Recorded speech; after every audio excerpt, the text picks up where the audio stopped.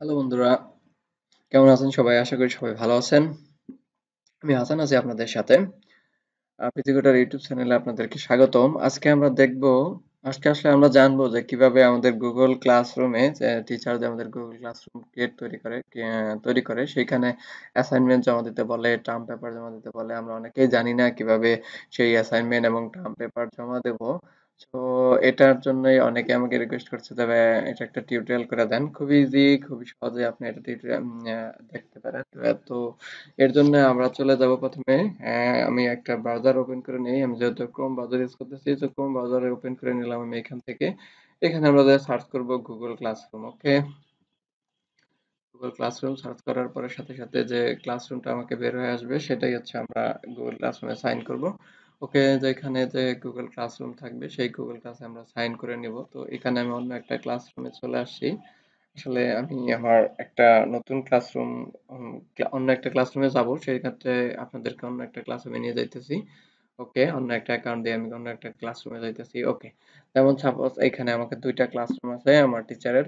তো এখানে আমি যে কোনো একটা ক্লাসরুমে আমার অ্যাসাইনমেন্ট সাইন করব। তো তার জন্য কিভাবে সাইন করতে হয় সেটা আপনারা জানেন। তো আপনি আপনার ক্লাসরুমে চলে আসবেন। তো ক্লাসে চলে আসার পর এখানে যে যে টিচার যে পোস্ট গুলো করে সেই পোস্টে ক্লিক করবেন। ক্লিক করার সাথে সাথে এখানে উপরে দেখেন ইউর ওয়ার্ক নামে একটা লেখা আছে। তো এইখানে আসলে আসলে আপনাকে অ্যাসাইনমেন্ট সাইন করতে হবে। তো কিভাবে সাইন করবেন? এখানে প্লাস বাটনে ক্রিয়েট করবেন। ক্রিয়েট করার পরে এখানে ফাইলে ক্লিক করবেন। ফাইলে ক্লিক করার পরে আসলে আমরা অনেকেই বুঝি না যে আসলে আমি কোত্থেকে ফাইলগুলাকে আপলোড করব।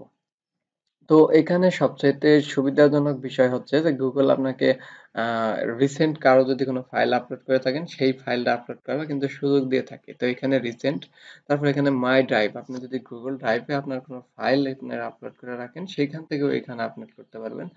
দেন তারপর এখানে স্টার্টেড আছে, সেইগুলা এখান থেকে কেমন কিছু দেওয়া নাই, এখানে আপলোড লেখা আছে। এই আপলোডে ক্লিক করলে আপনি আপনার পিসি থেকে বা ব্রাউজার থেকে আপনার ফোন থেকে যে কোনো জায়গা থেকে আপলোড করতে পারেন। এখানে ব্রাউজারে ক্লিক করবেন। ব্রাউজারে ক্লিক করার পরে আপনার যে ফোল্ডার, আপনার পিসিতে যে আপনার ফোল্ডার যেই জায়গায় আপনি আপনার অ্যাসাইনমেন্টটা রেখেছেন সেই জায়গা থেকে অ্যাসাইনমেন্টটাকে নেবেন। এখান থেকে আমি আমার অ্যাসাইনমেন্টটা নিলাম, ওকে করে দিলাম। দেন ওকে করার সাথে সাথে আমার অ্যাসাইনমেন্টটা কি হয়ে যাচ্ছে, আপলোড হয়ে যাচ্ছে। আপলোডটা হওয়ার পরে আসলে আমাদের অ্যাসাইনমেন্টটা আপলোড হয়ে যাক। তো এই পর্যন্ত আমাদের অপেক্ষা করতে হবে। এখনো যারা আমার চ্যানেলটাকে সাবস্ক্রাইব করেন নাই, তো প্লিজ সাবস্ক্রাইব করে নেন। ওকে, এটা আসলে আপলোড হওয়ার পরে আমরা আসলে কি করব?